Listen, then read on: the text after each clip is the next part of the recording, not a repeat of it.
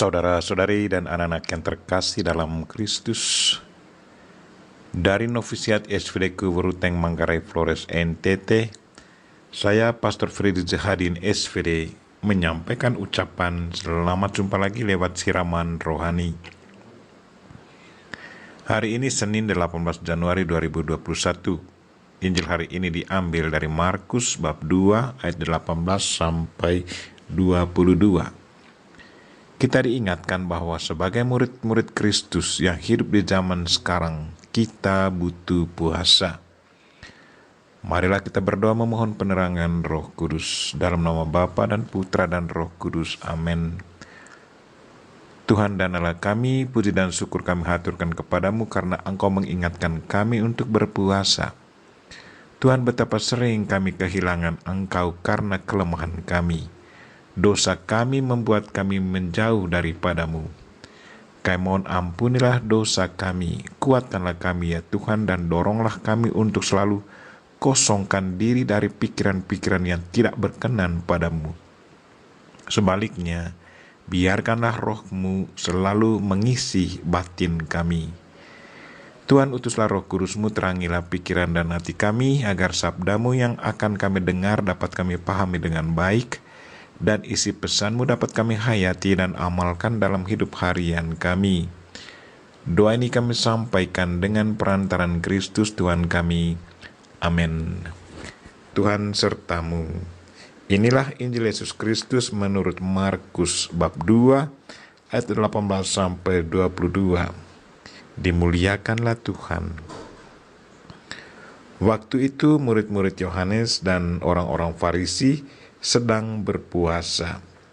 Pada suatu hari datanglah orang-orang kepada Yesus dan berkata, "Murid-murid Yohanes dan murid-murid orang Farisi berpuasa. Mengapa murid-murid-Mu tidak?"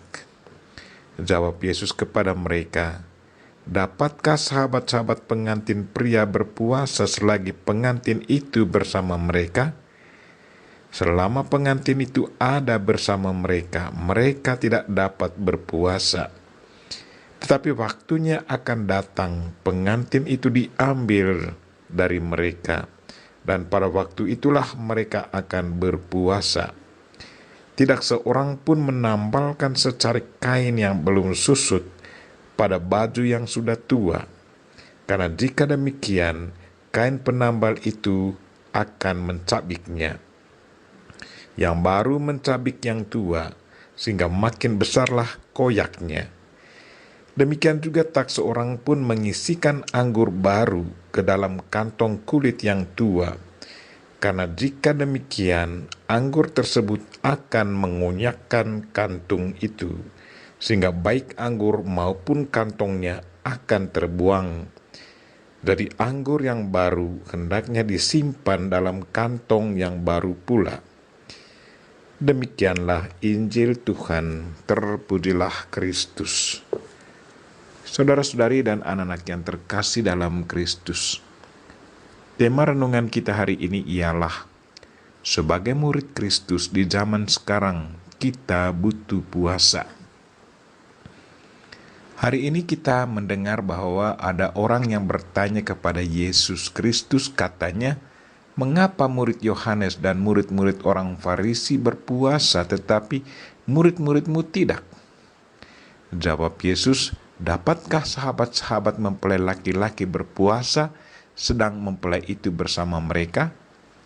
Selama mempelai itu bersama mereka, mereka tidak berpuasa. Tetapi waktunya akan datang, mempelai itu diambil dari mereka, dan pada waktu itulah mereka akan berpuasa." Dari jawaban Yesus ini kita bisa melihat apa artinya puasa menurut Yesus Kristus. Puasa bagi Yesus adalah proses pertobatan. Seseorang merasa ada kehilangan Tuhan dalam dirinya. Kehilangan itu terjadi karena batinnya sudah dikuasai setan, jiwanya sudah dirusaki dosa. Supaya batinnya disucikan kembali, maka ia butuh pertobatan. Proses pertobatan itu bisa dilakukan entah lewat puasa atau lewat pembersihan diri. Dalam berpuasa, orang dengan sadar menolak kebiasaan buruk yang dilakukannya, dan berbalik mengikuti perintah Tuhan.